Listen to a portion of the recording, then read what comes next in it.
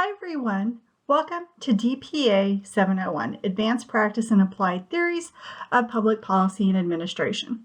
I've recorded this video to show how the course will be laid out and to discuss the syllabus. So first, as you can see on the home page, there is a link for the syllabus. It's underneath the announcement section here under course modules, the syllabus, and this video, which you've obviously found because you are watching it now. I'm going to open up the syllabus and we'll go in detail more in a moment. But first, I want to give you an overview in D2L. So over here is information about me, including my biography and personal introduction. If you click on that link, it will take you to a written explanation, and then there's also a video as well. So all my contact information is here, including my office hours and my office hours link on Zoom. So my office hours this semester are Mondays and Thursdays from 5 to 7 and Wednesdays from 4 to 5. If those don't work for you, feel free to shoot me an email and we can set up an appointment. So all of my office hours are on Zoom. I don't require an appointment. Some people in the department do, which is great. I just run my office hours basically as a free-for-all. So if you just hop on that Zoom link at those times, I will be in Zoom. However, I do want to just give you a heads up that sometimes my Zoom times out. I've got this in the syllabus too, but sometimes Zoom will time out after, prolonged periods of inactivity, so I have to log back in. So if for some reason that happens, just wait a couple of minutes, log back in, and I should be there. If I'm still not there, that means that I had to change my office hours for some reason. I might have had a meeting or something like that that conflicted with my office hours. And in that case, you just need to check your email. And also in this announcement section here, anytime I have to adjust my office hours, I'll shoot out an email to you all, and I'll also post it in the announcement section that I had to change them. But you don't have to make any kind of an appointment through Calendly or any of those other apps. You can just hop on. And the passcode here is service as well. Now, here's information about tech support if you need help with anything. And as I pointed out earlier, these are the weekly announcements. So I email weekly reminders about what is due, and I post them here as well. So make sure that you check these because they can help keep you on track. In an online class, keeping track of deadlines is usually the most difficult thing to do. So make sure that you're checking those regularly. So I usually send out, in a regular week, I'll send out 2 emails because you have 2 different due dates on the weeks that you do discussion boards, for example. So on any of those weeks, I would send you an announcement and an email reminding you that you would have an original post due on one day and a response post due on another day. If there's a larger assignment like the paper, the translation memo at the end, or the final exam or the midterm, then you would just get 1 reminder that week. And here are the weekly modules. I have everything set up so that when you click on the week, everything you need is there, and I've hyperlinked everything on that page. I'll also show you how to access things in another way should you want to, but let's start with week 1, course introduction. So I usually have a brief overview of what we're doing that week here. What the objectives are for that week in the module. In terms of what is due, just refer to this section right here because that tells you everything that you need to complete that week. So I just refer you down there because there's no sense in repeating it up there. I divide my learning activities up into what you need to read, what you need to watch, and then what you need to do or complete for that week. So this first week, it's the course syllabus, the academic integrity module. I'm telling you that you can access directions for your case study presentations and your translation memo anytime throughout the semester under the content tab in the folder labeled important documents. That link will take you directly there. Also, for all of my lectures, the standalone PowerPoint slides without the lectures are available in that same folder. So if we go to important documents, you can see the link to the academic integrity module, the assignments, you can access those.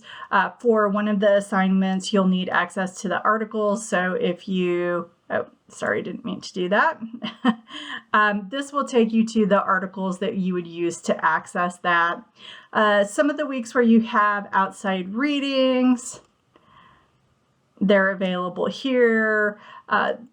Then I have links to these in the weekly modules, but all of those extra readings are here from the 7th edition of Shifritz. For whatever reason, they did not include them in the current edition, which is kind of annoying.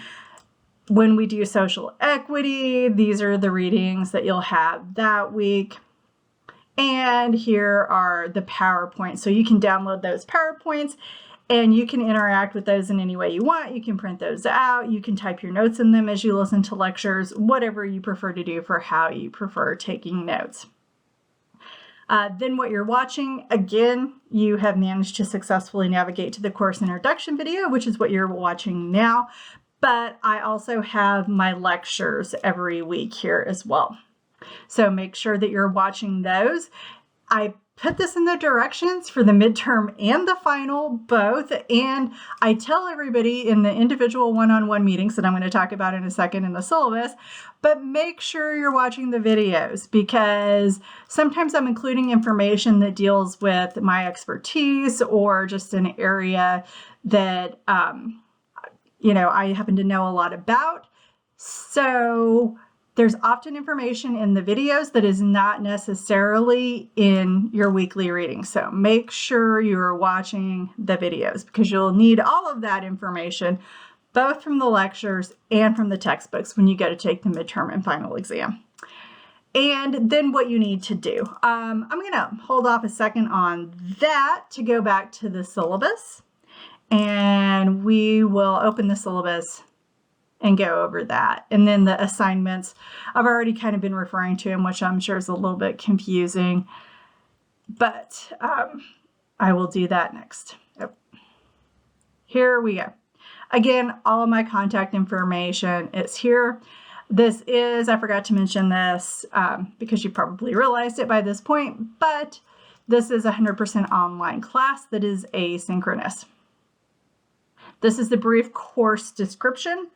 So basically, this is kind of your introductory theoretical foundations for public policy and administration course. So it gives you an overview of these different theories and the different schools of thought that public administration has gone through over time. So the required reading is the Shifritz book. Currently, we're on the 8th edition. If you have the 7th edition, that's fine too, and you won't actually need access to some of those extra readings because they're in the 7th edition of the book.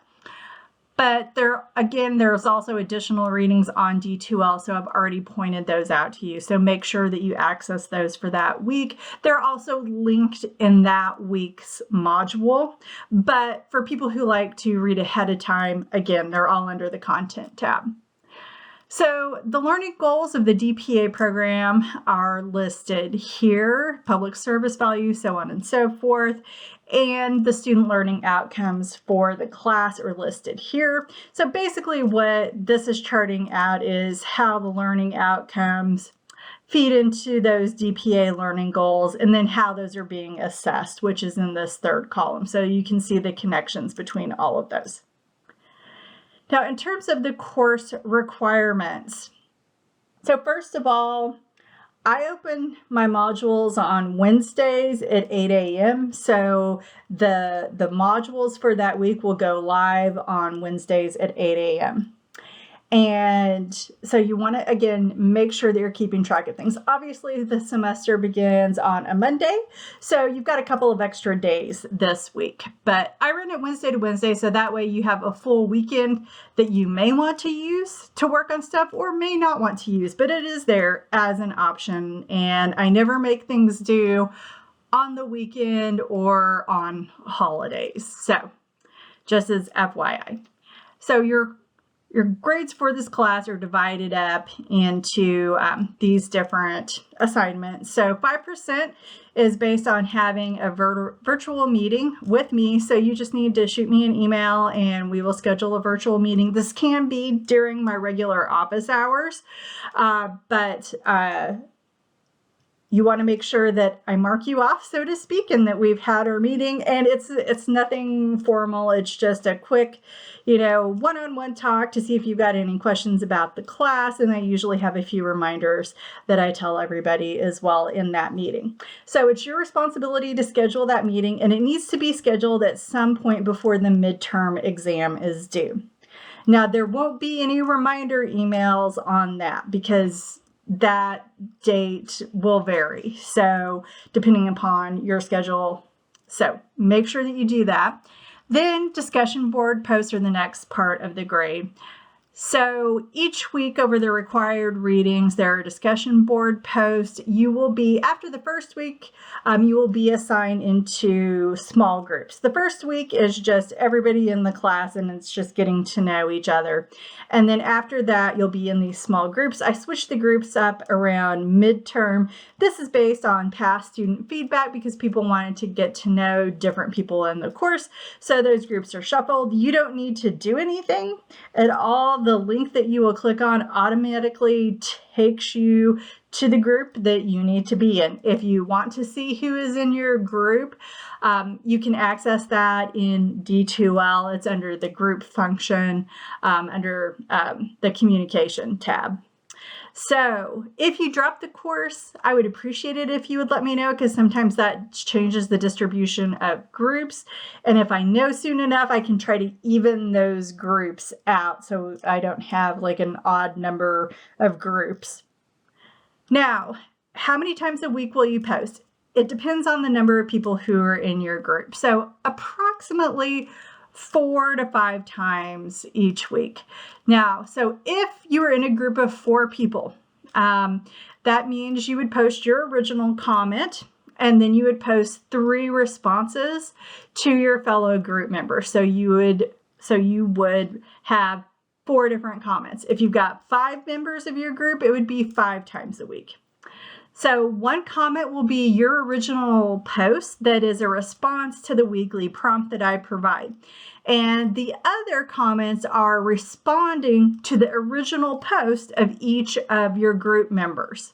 Original post should be 250 words. Responses should be a minimum of 100 words.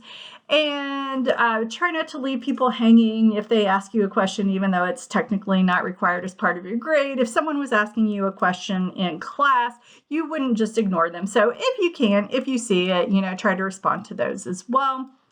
The posts are graded on length, quality, thoughtfulness of response.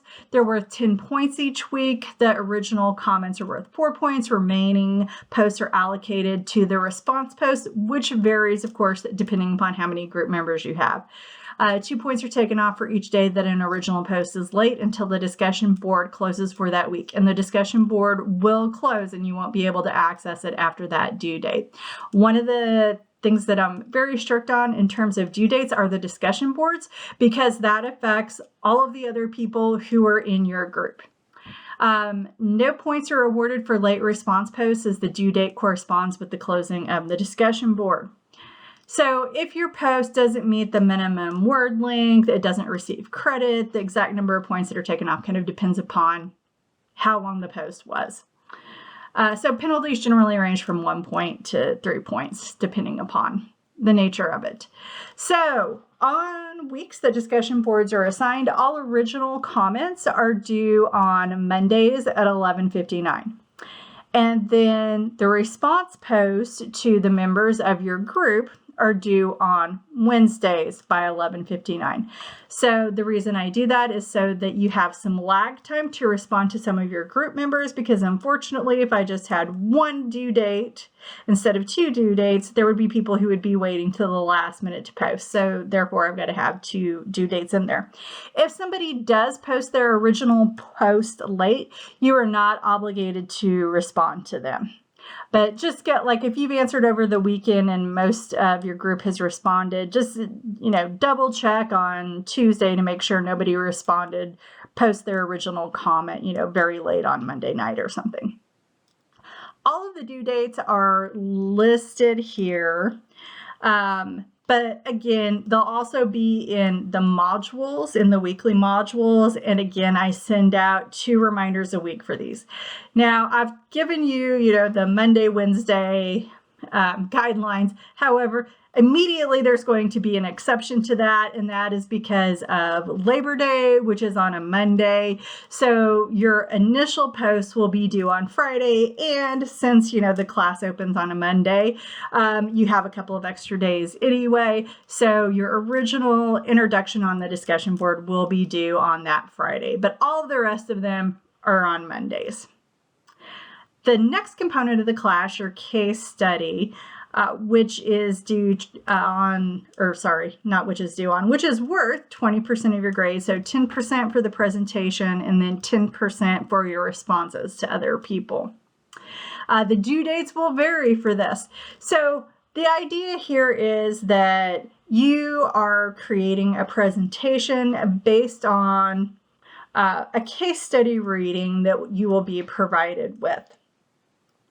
And what you want to do in this presentation is, present a summary of the findings, explain the problem or conflict, identify stakeholders, propose a solution, and propose 2 discussion questions to the rest of the class.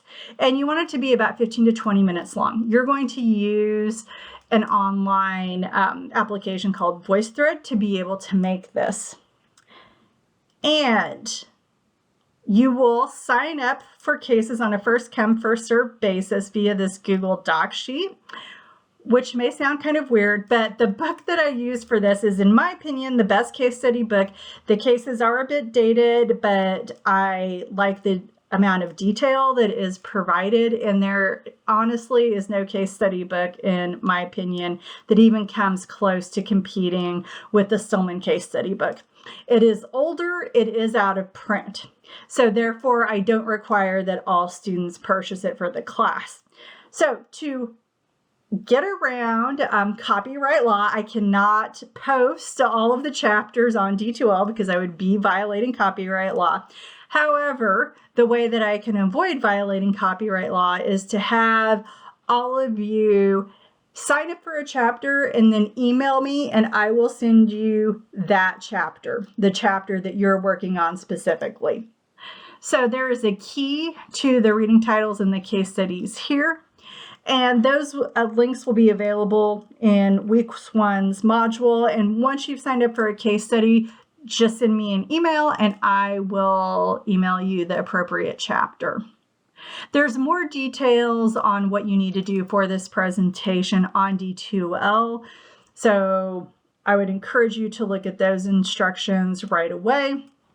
There's also additional links for instructions for setting up a VoiceThread account, and those due dates vary according to when you are presenting or when you are responding. The midterm is a take-home written assessment of the main concepts and theories in the class, and it will be due on October 16th. So basically what you'll do is you'll open up a Word document, you will answer those questions, and then you will submit your Word document back to D2L. Then the next assignment is a translation memo. Those directions are already posted on D2L as well. So the idea behind this is to get everybody comfortable with translating PA research into policy. So that's what you're going to be doing in this assignment. Again, all of the directions are on D2L, so I'm not going to go into all of those in detail. And that's due towards the end of the semester on November 20th. And then the final exam is another take-home essay exam, which is a similar format to the midterm exam. The grading scale for this class is the standard Westchester grading scale listed here. I do weight grades, which means that if you take the number of points you've earned, you divide it by the number of points possible, you are not going to get the same grade and your calculations would be incorrect. But you don't need to do anything. D2L magically does all of the math for us. Thank goodness. And whenever an assignment is graded, that grade will be posted in D2L. And I do have the settings so that you can always see what your current grade in the class is after an assignment has been graded. So these are standard course policies. Obviously, self-discipline is very important in an online class. So make sure that you're keeping up with the assignments as we go throughout the semester, because you don't want to get behind. Make sure that you reach out if you have extenuating circumstances in regards to late work. Make sure that you're following what we call appropriate etiquette standards. So you want to make sure that you are communicating professionally, not only with your fellow class members, but also with me. So if you happen to agree on things on the discussion board, sometimes, unfortunately, people will bring politics into the discussion. So make sure, try to avoid it if at all possible. I understand sometimes there are relevant examples, but try to avoid it if you can. And if you do, make sure that you're being respectful to everyone who may be in your group and vice versa when you respond. And again, if you need to contact me, I encourage you to do that during my office hours on Zoom. That is the easiest and fastest way, generally speaking, to be able to get a hold of me. I'm often not necessarily in my office when I don't have office hours. So make sure that you utilize those office hours. They are unfortunately greatly underutilized, and it's also generally quicker than email. Now, let's see. I've already told you about, like, if I'm not on Zoom or something, I probably timed out. So just wait a few minutes, log back in, email me. Generally during my office hours, I also always have my email open as well. So I will see that, like, hey, there's a problem. And then that's happened occasionally. I'm like, oh no, I timed out. Yes, I'm here. And I just log back onto Zoom. So please allow 2 business days for me to respond, and don't send an additional email before that 2 days are up, please, because then that just muddies up the email even more. So please wait that long for a response. And also please note that I don't have office hours on university holidays or university breaks. If my out of office reply is on, it will let you know when I will be getting back to campus. If you need to withdraw from the course, make sure that you do so by, I believe it says the 9th week. So make sure that you do that if you need to drop. And in our department, we also have a diversity goal. We want to make sure that we are providing an inclusive learning environment for everybody. So if you have concerns, feel free to reach out to me. I'm the chair of the diversity subcommittee in the department. I also happen to be the chair of the College of Business and Public Management's diversity committee. So feel free to reach out to me. You can also reach out to the campus climate intervention team, which is on campus if you don't want to go through me. So you have access to that as well. All right, academic and personal integrity. So this refers to cheating, plagiarism, so on and so forth, everything that's listed here. I would say the most common academic integrity violation I see is plagiarism in our program, and people often have misunderstandings about how to cite things. So the most common form of plagiarism I see is when somebody takes something word for word, they put quotation marks around it, or they don't put quotation marks around it, excuse me, and they have a parenthetical citation. If you take something word for word, you have to have quotation marks around it. Just having a parenthetical citation just means that information is from that source, but it's in your own words. So that is misrepresenting, all right, that person's work. So anytime you take something word for word, you have to have quotation marks and your parenthetical citation both. That's the most common form of plagiarism I see in this program. I would say the second most common is self-plagiarism, which people often don't realize is a form of academic dishonesty, but basically don't be copying and pasting from other papers in other classes. You can take anything from your coursework, like if you choose to do a paper on a certain topic, and you can kind of incorporate that into your dissertation later on, but don't take things from your dissertation and incorporate them into your classwork. And if you have any questions on that, just reach out to your professor individually about that, because there's usually a way you can approach a topic from a different point of view for different classes. So, for example, when I was in my MPA program, I was really interested in educational policy, and that's all I wanted to write about. So in my budgeting class, I wrote about financing school districts and school finances. So I wrote about that aspect, of educational policy. I did a more general policy analysis like No Child Left Behind and things like that in my public policy course. In my HR class, I wrote a paper on merit pay for public school teachers. So there's ways, like if you're really interested in a topic and that's the only thing you want to explore, but that you can you can explore it from a different facet and not plagiarize. So those are the two most common forms of plagiarism I see. Unfortunately, what is growing is AI. AI is not allowed in the context of this course.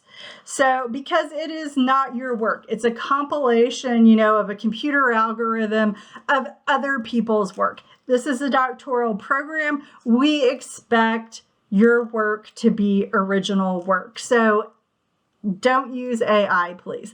Also, if you use something like Grammarly, our AI detectors are picking that up. So please let me know if you do use something like Grammarly, so that, I'm aware of that when I'm looking at that report. And unfortunately, I have my plagiarism settings when you submit a paper to where you can see your percentage, like how similar it is to sources that are out there. And you can go in and you can fix those things as long as it's before the due date. Unfortunately, I don't think we have a setting yet where it shares the AI percentage with you. So just feel free to reach out to me, like if you use something like Grammarly beforehand, so that I'm aware of that. If at all possible, I would avoid it. Of course, I do not have any trust in those things, but that may be because I'm old and I think my grammar is better than anything that Grammarly is going to give me. So anyway, just let me know if you're using that. I'm going off on a tangent. If you need any accommodations, please feel free to reach out to me, and our Office of Educational Accessibility's information is here, as well as our DEI office. This generally doesn't apply to folks in our DPA, but if you are in a university excused absence for a sport or band or something like that, you might need to let me know. And then reporting incidents of sexual violence on campus. There's information here. Again, probably not going to apply as much in an online program. This is our university's inclusive learning environment and anti-racist statement. So please make sure you read through this. I encourage everyone, if you are not already signed up for WC Alert Services, to go ahead and sign up for that. Online classes still go on, even though class might be canceled for snow or something else, probably not in the fall semester, but you get my meaning. But it's probably good to kind of keep up on those things if there's some kind of an alert. And make sure that you are using your Westchester email. So if you're using your personal email,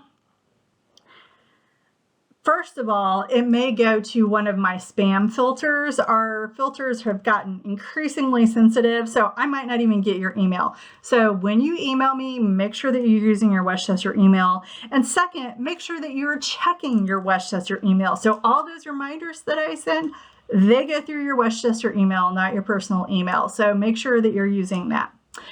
These are all the distance ed learning policies. I would say the most important, I mean, they're all important, but I would say the thing that is probably most relevant to you as you're going through a DPA program is that most all of our library resources are available to distance students.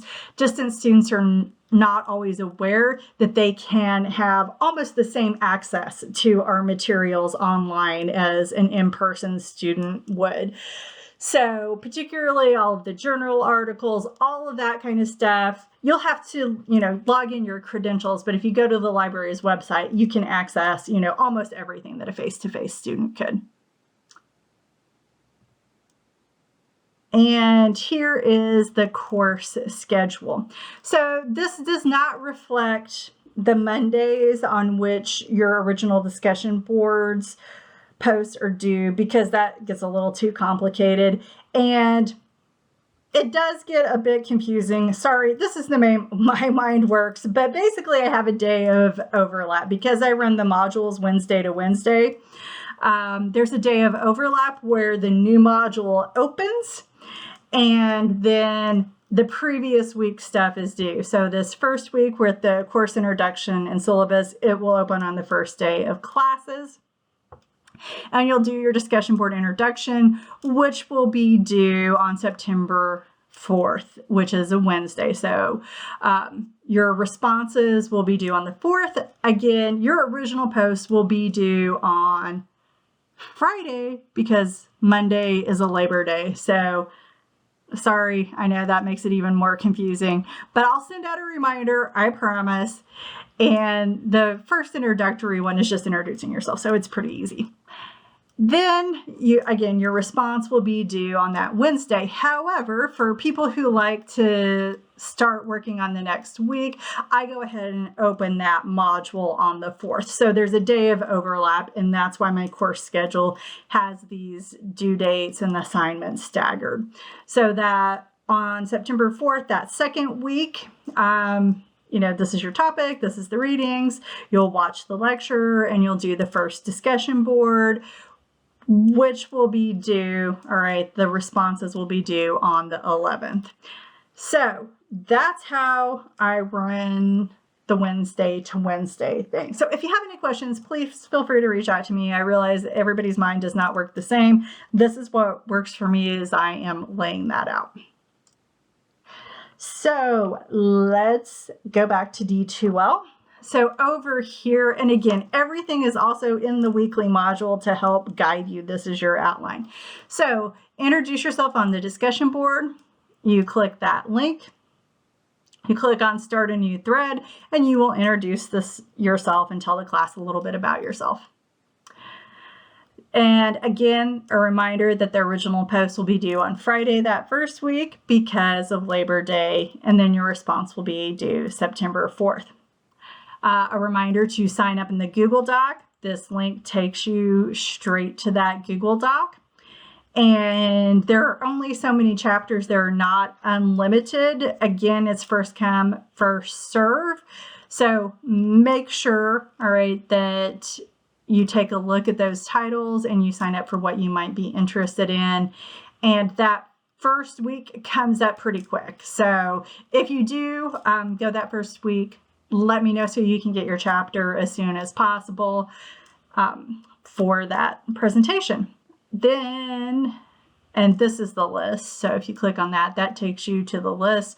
What the reading is. So there's generally an academic reading and then there is a case study. And so you will be summarizing both of those and providing discussion questions to the rest of the class. And then the rest of the class will respond via VoiceThread. So if you do not have a VoiceThread account, you will need to create one. It's automatically linking to mine. And you will want to join your course VoiceThread group that is going to be specific to your class. Now, the most difficult thing typically is getting your presentation in the course VoiceThread group, because it often looks like it's in the group, but it's not. It's just sitting in your account. So feel free to shoot me an email when you share your presentation with the group to see, you know, whether or not I can see it. Because if I can't see it, the rest of the class can't see it.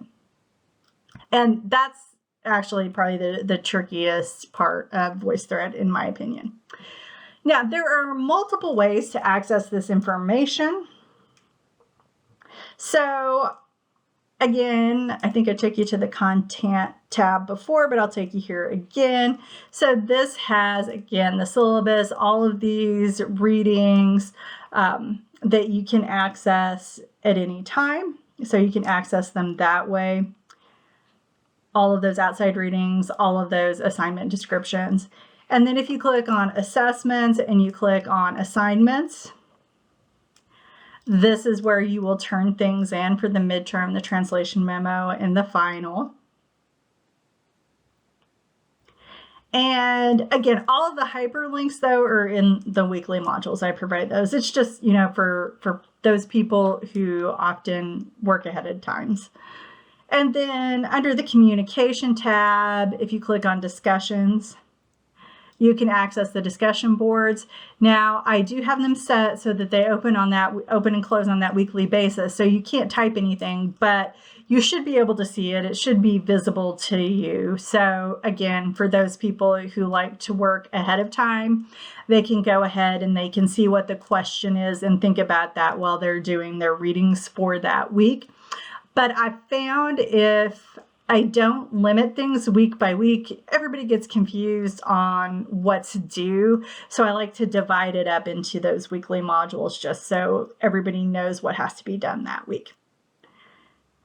Now, these are the main functions that I use. Oh, it groups. So that's probably going to look a little bit different for you than me.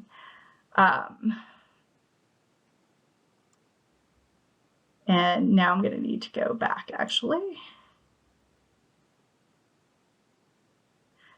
So like I can see all the members of a group. It will manifest a little bit differently for you as a student, but you can see the other people who are in your group. So this is for the first half of the semester, and then I have groups for the second half of the semester. So as you can see, it would be, you know, great if I had 4 groups of 4, but there's one group of 5. So that means those people have to post 5 times a week because there are 5 members in their group. I never have a perfect number so that everything's always divided into 4. But those now are the main functions. So please feel free to reach out to me if you have any questions at all. And I look forward to having a great semester with you all.